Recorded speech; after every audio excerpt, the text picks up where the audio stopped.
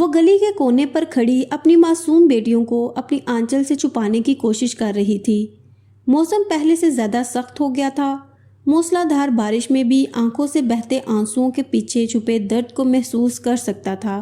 وہ 3 سال کی تھیں جب ان کی والدہ انہیں اس دنیا میں بے یار و مددگار چھوڑ کر اللہ کی بارگاہ میں چلی گئیں۔ اس کے والد نے اسے اپنی بھابھی کے ہاتھ میں دے دیا اور دوسری شادی کر کے گھر بسایا۔ زندگی کے ہر ظلم سے آشنا وہ ابھی 14 سال کی تھی جب اس کے چچا نے اسے جوئے کی شرط میں ہار دیا۔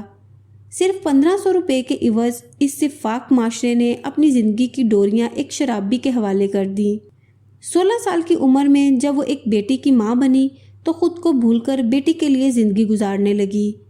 روزانہ کی مار پیٹ اور نئے زخموں سے تنگ آ کر ایک دن جب انہوں نے اپنی تینوں بیٹیوں کو لینے کے لیے چچا کا دروازہ کھٹکایا تو انہیں ڈانٹ پلائی گئی۔ ارے تم ایسے ہو، اگر ایسا نہ ہوتا تو وہ اپنے شوہر کے پاس رہتی۔ وہ اپنا ہر حکم سر آنکھوں پر رکھتی ہے، اور اگر نہیں تو اپنی بیٹیوں کا سوچو، اور اگر نہیں تو انہیں باپ کے سائے سے کیوں محروم کرنا چاہتی ہے؟ حالات سے سمجھوتا کرنا سیکھو، ورنہ تمہاری بیٹیاں بھی تمہاری طرح محتاج ہوں گی۔ اس کے کانوں میں ان الفاظ کی گونج اس چھڑی سے زیادہ تکلیف دہ تھی جو ابھی تک اس کے جسم پر جانوروں کے نشان چھوڑ رہی تھی۔ نہ جانے کتنی رات گزر گئی۔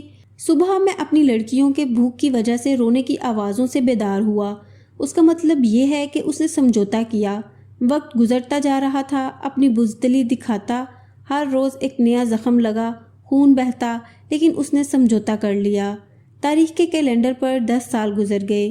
رات کے اس وقت جب اس کے دروازے پر دستک ہوئی، اپنے بخار سے تڑپتے جسم کو گھسیٹتی ہوئی دروازے تک پہنچی کہ کسی نے جلدی سے دروازہ کھولا۔ 3 آدمی اس کے گھر میں داخل ہوئے تھے۔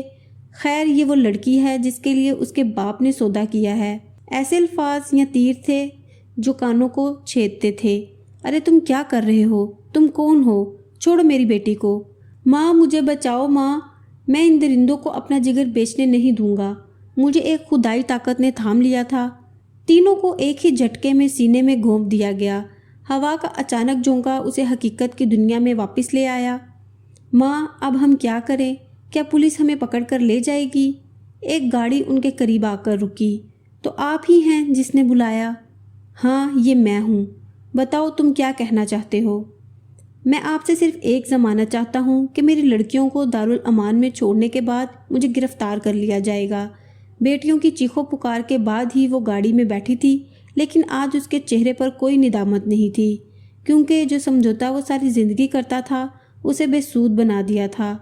آج ایک فیصلے نے اس کے بچوں کو سمجھوتے سے بچا لیا تھا، کیونکہ عورت کو سمجھوتا کرنا چاہیے۔